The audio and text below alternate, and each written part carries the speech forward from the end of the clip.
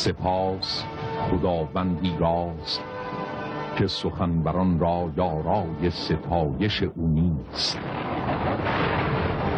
و خوان نعمات بیکرانش چنان گسترده است که حق شکر و ستایش آنها هرگز ادا نخواهد گردید.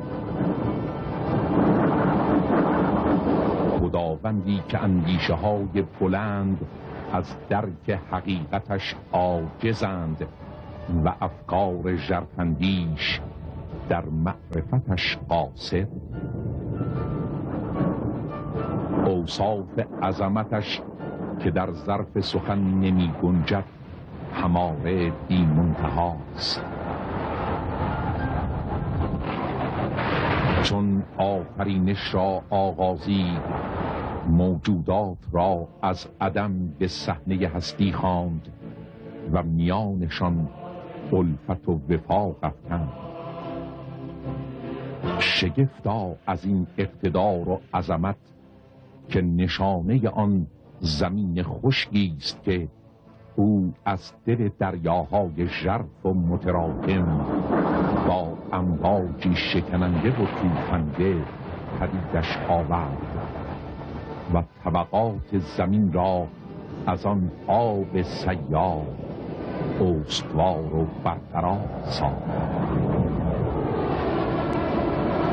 پس آنگاه که صخره‌ها و کوه‌ها را در قرارگاهشان ثبات بخشید و قله کوه‌ها در فضا بالا رفت، ریشه آنها در آب چون ستونی محکم آرام گرفت تا ساکنان زمین نیز آرام گیرند.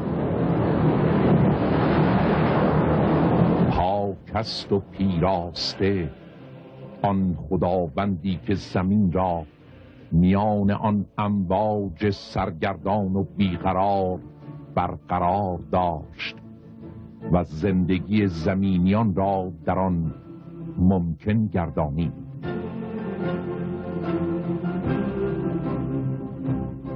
آفتابش را چراغ روشنی بخش روز و ماهتابش را شب افروز لطیف و ملایم شامگاهان ساخت و خورشید و ماه را در مسیری معلوم و معین به حرکت درآورد و با اندازه‌گیری دقیق آن شب و روز را تفاوت بخشید و در آمد و شدشان شمار ماه‌ها و سالها را مقدور نمود.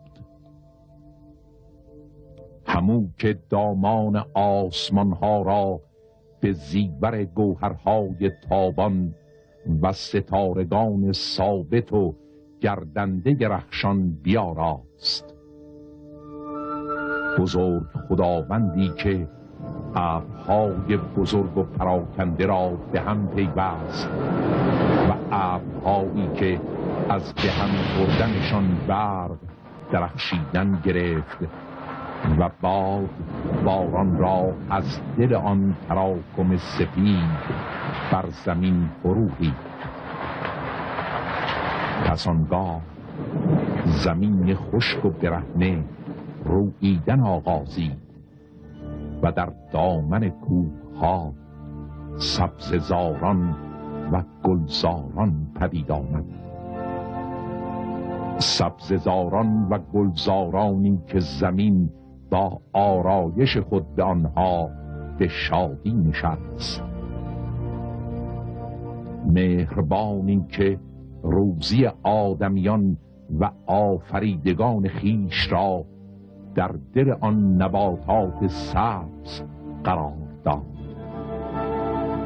بی همتایی که بر هر چیز دانا و بر هر کار توان.